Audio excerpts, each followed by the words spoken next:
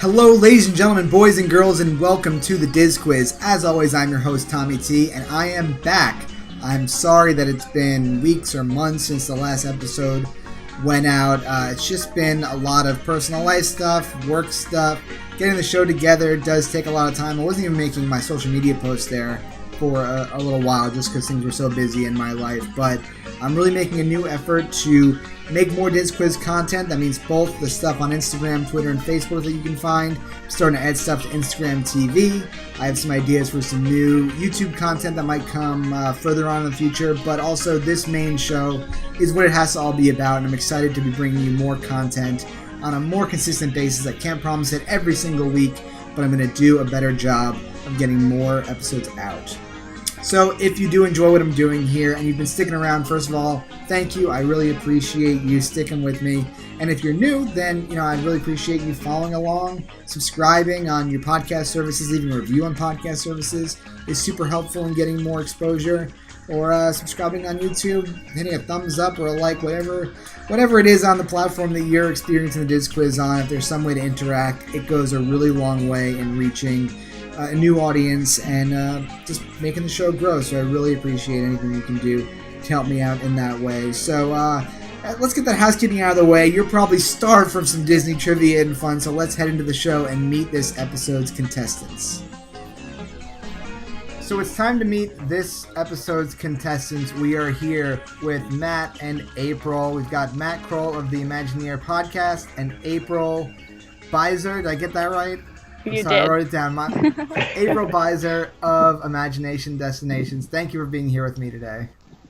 Yeah, thanks for inviting us, Tommy. Of course. So let's do some quick intros. Tell us a little bit about yourself, your individual Disney ventures, and what you're doing. So Matt, why don't we start off with you? Yeah, I've been a huge Disney fan for my entire life since my first trip when I was 4 months old. Also a former cast member, worked at Kilimanjaro Safaris, did Disney Vacation Club marketing, and living back in New York. But I am the host of the Imagineer podcast, which started up last year. And you can find us at Imagineer Podcast on just about all social media. So be sure to follow us and definitely subscribe to the podcast. Awesome. And I'm April. I also did the Disney College program twice, where I worked a bunch of different places. I was children's activities at Saratoga Springs and Old Key West Resorts. I was a slide operator at Blizzard Beach and Typhoon Lagoon. I was Epcot parking, and I was also a marina hostess at Yacht and Beach Club. Wow. And then, I did everything. And then I missed Disney a lot, so I decided, why not become a travel agent? So that's what I do now. I specialize in Disney, but do everything else, like to Universal, to Royal Caribbean cruises, all over. So that's what I'm doing now.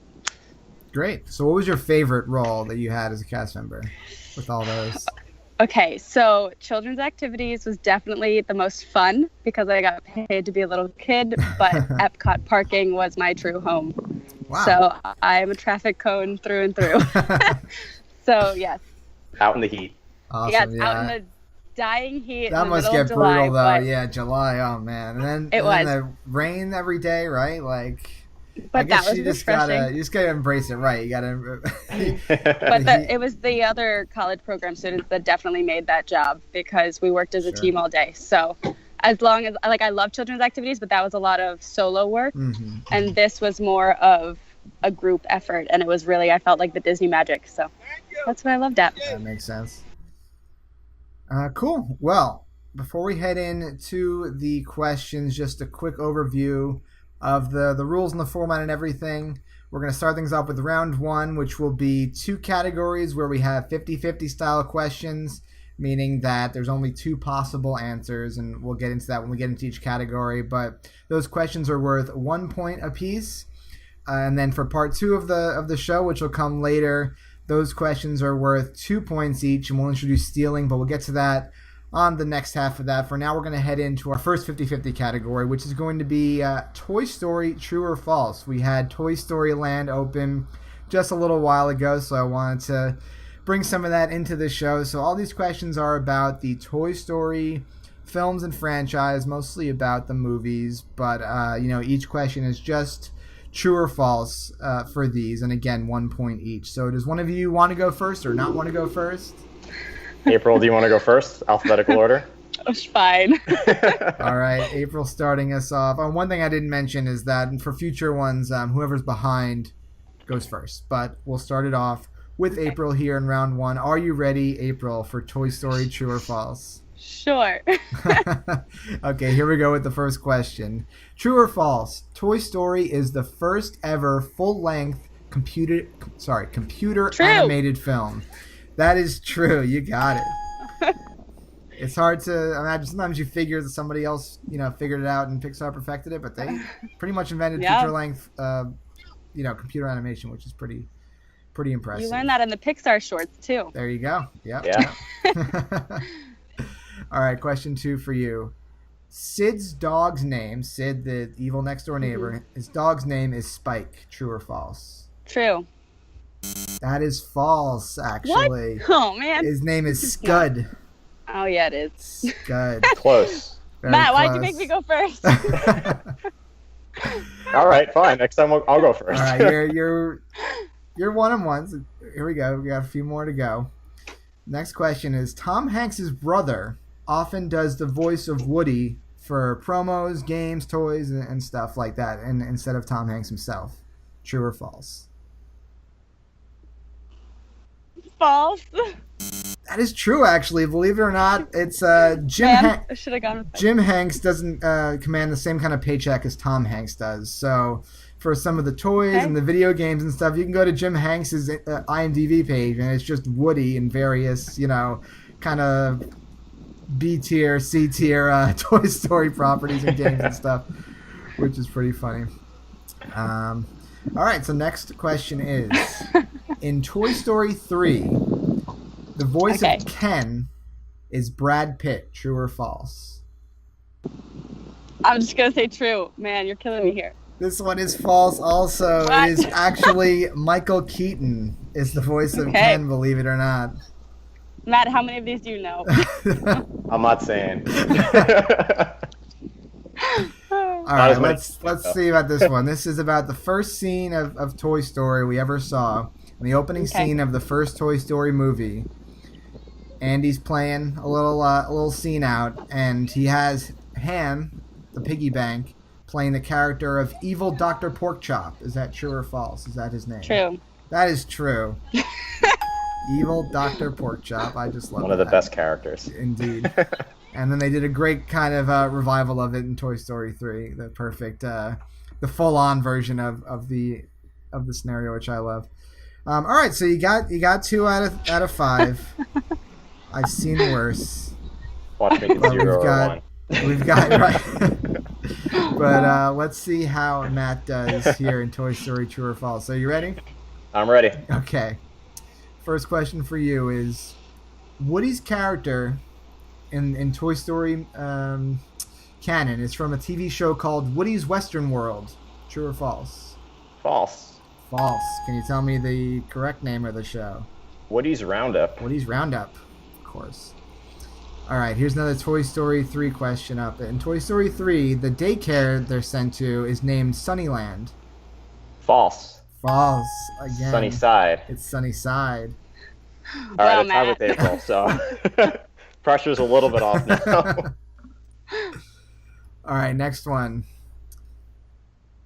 Buzz's realization that he's a toy comes while he's watching a commercial of himself. True or false? True. That one is true. For no bonus points at all, but for extra kudos from me, who is the voice of the commercial in that scene? This is deep cuts. I don't know. It is actually Penn Jillette of Penn and Teller. Interesting. Yeah, and since I learned that, I can't now I just now I'm gonna, you know what I mean? Like, now you're just gonna even look that up. Right. I think I heard him. I listened to his podcast. I think he mentioned it one time, and now I just can't, think of anything else when I watch that scene. That's so cool. All right. Question 4 here. The store featured in Toy Story 2 is named Al's Toys Barn. Al's Toy Barn. That's like you're tricking me there. I know. Yeah, that's true. That is true. And the last one, Lotso Huggin' Bear has a stomach that smells like cherries. True or false? False. Strawberries. False. It is strawberries. Matt Sorry, with a strong showing here. I knew all of those too. 5. That's the sad Oh, part. I'm sorry, April. Sometimes that's just the way it goes. Now you're really gonna hate me for letting you go first. Well, I think our next category up here is going to be a little tougher because I reached back, and this was a tough but fun one to research. And what it's all about is unbuilt Disney attractions. Ooh. And I'm going to give you 2 attractions. One of them is a real thing that Disney was planning on building but never did, and the other one is something that I just made up. And so you're going to have to tell me which one is the real one. So April is down 2-5, so April will go first. No worries. Remember, I always say, every episode I always say that the second half of this game with 2-point questions and stealing, things change. Like, we've had plenty of big leads blown, and we've had ties, we've had everything. So nothing is decided just yet, but you're going to be going first here. Okay. In unbuilt Disney attractions. So I think you'll start to get it pretty quickly. So the first one here is a Disney Persian resort or a Disney Egyptian resort at Walt Disney World. Which one were they planning on building? So Persian or Egyptian? Is it Egyptian? It is actually Persian, believe it or See, not. man. This is Okay. This is a tough category. So That is. right after Walt Disney World opened, they were planning on a few. They had the Persian, the Venetian, the Asian, maybe a Mediterranean. There were lots of ideas there being thrown around, but like the economy slowed down in the 70s, and they scrapped a lot of these big plans they had. But the Persian was going to be one of the big ones, believe it or not. All right, how about this one? A land in Disneyland we're talking about. Were they planning on a land built on Greek and Roman myths or on Victorian England? I'm going to go with England. I'm sorry, it is Greek and Roman myths. April, that would have been my guess. I couldn't find a ton of information about this one, but apparently this was an idea called Mythica about Greek and Roman myths. Interesting. That was I'm learning from this Diz quiz. Yeah, I wanted this one to be really like deep in here, and you know, some of these had very little info, but if I could find it in a few different places, I kind of call it true. I couldn't find any. I couldn't find a ton of details about that particular one. Most of these, there's more out there, but people have mentioned that. That's cool. All right, how about this one? In Disney Hollywood Studios or Disney MGM Studios back in the day, were they planning on Kermit's Careening Coaster or Baby Herman's Runaway Baby Buggy? So Kermit's Careening Coaster, which would be a Kermit the Frog roller coaster, or Baby Herman's Runaway Baby Buggy, which would have been a Roger Rabbit themed ride. I want to go with Roger Rabbit, but I'm probably wrong. Roger, is that your answer? Yeah. Yes, that is correct. I was like, yes, say it. I actually got one. Yeah, so they were. This was going to be down by where Rock and Roller Coaster is today, down at the end of Sunset Boulevard. They were actually really keen to get a Roger Rabbit ride going in MGM Studios, but things kind of soured between Disney and Spielberg, who was the producer on that, and everything fell apart. But that was that was like an actual like really far along in that ride before things went south there. Cool. Okay, next one. Was there going to be a ride somewhere in Walt Disney World, I won't say where just yet, somewhere in Walt Disney World featuring Frankenstein's monster or featuring Godzilla?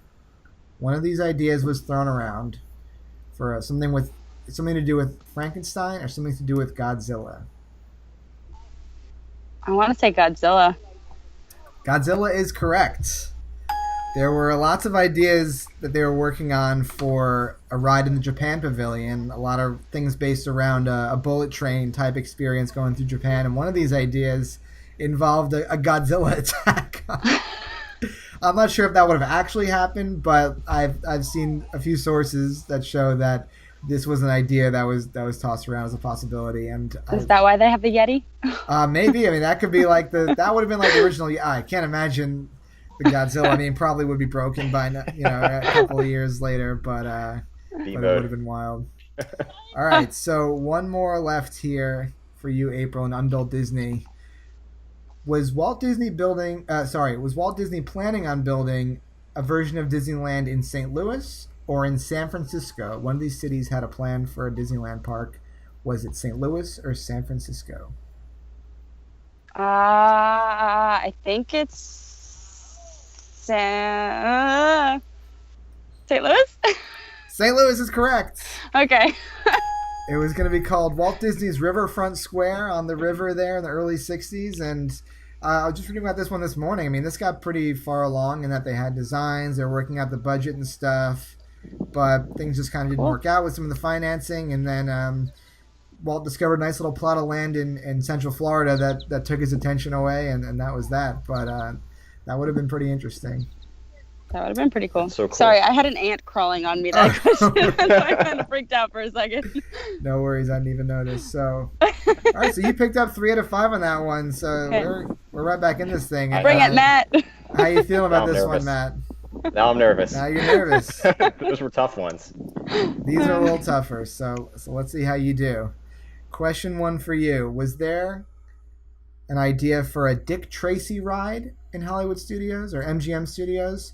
Or a Herbie the Love Bug ride in the studios? I think this was Dick Tracy. It was Dick Tracy.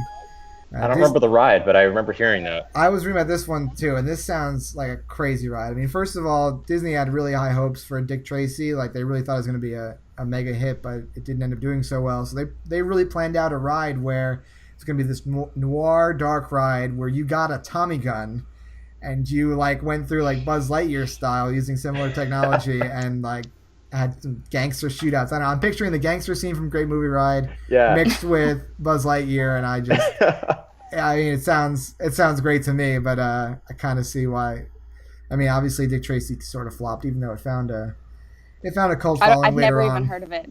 Oh, really? It's like a noir gangster movie starring Warren Beatty and Al Pacino, and it's sort of it's a comic booky, out there thing. Came out in 1990, I believe, so it's I wasn't born yet, that's well, I mean, I wasn't exactly old enough to remember. Me neither, You're but still born. I discovered it later. I was born barely, but I discovered it a little later on. Anyway, okay, next one up. Was Walt planning to develop a ski resort or a golf resort in Northern California? Wasn't this a ski resort? It was a ski resort, yeah. It was Mineral King National Park was up for redevelopment, and Disney bid and initially I think won the bid to develop a ski resort. I don't have written down here why that one went south, but it just didn't end up panning out. But that was definitely that was a big public thing that was really happening. All right, next question. Which of these attractions was considered for Epcot at one point? Is it the Matterhorn or is it Star Tours? I actually think it's Matterhorn. It is Matterhorn. There was, it's kind of a natural fit. They already had a Matterhorn in Disneyland, and they said, let's build a Swiss pavilion and stick the Matterhorn back in Epcot. That would have been cool. It would. I mean, they could still do that today, to be honest. I mean, maybe not with Everest. It's kind of similar, but... They do. Yeah. I can make it happen. We have Everest and Matterhorn in Disney World, Why not? Next one up. Was there a plan in Disneyland for a land dedicated to Abraham Lincoln or to Thomas Edison? Oh. One of these was planned by Walt Disney. So Lincoln or Edison? See, Disney loved Lincoln, but I think it's Edison. I tried to trick you with because Disney does love Lincoln, but it was a Thomas Edison land called Edison Square that was going to show you all the advancements that Thomas Edison had a part in throughout the early part of the 20th century. So yeah, Edison Square was in development. All right, so last one. Let's see if you can make it another 5 for 5, Matt. Was there a plan for a Saudi Arabian pavilion or an Iran pavilion in Epcot? Ooh. See, this is going to be now a guess because I'm trying to remember which one it was. I'm going to say Saudi Arabia. His first incorrect answer of the show. We got and him. I would have gone Iran. There you go. Yeah, I mean, this is actually going to be an opening day pavilion. I mean, it was in the mix for that until the revolution in 1979 in Iran. That kind of derailed those plans a little bit. But that makes so much sense. But yeah, that kind of goes back to the Persian resort. I guess they really wanted to do something Persian for a while until Iran kind of had to change direction there. So after our first section here, Matt is ahead with 9 points, April with 5. But again, I'll say it one more time: when points are doubled and people can steal your points, 4 points is nothing to come back from. Like I said, we've seen it before. But that's going to wrap up part 1 of this episode. Why don't you guys give your social feeds, your websites, your podcasts, wherever you want people to find you. Where can they find you? We'll start off with you again, Matt.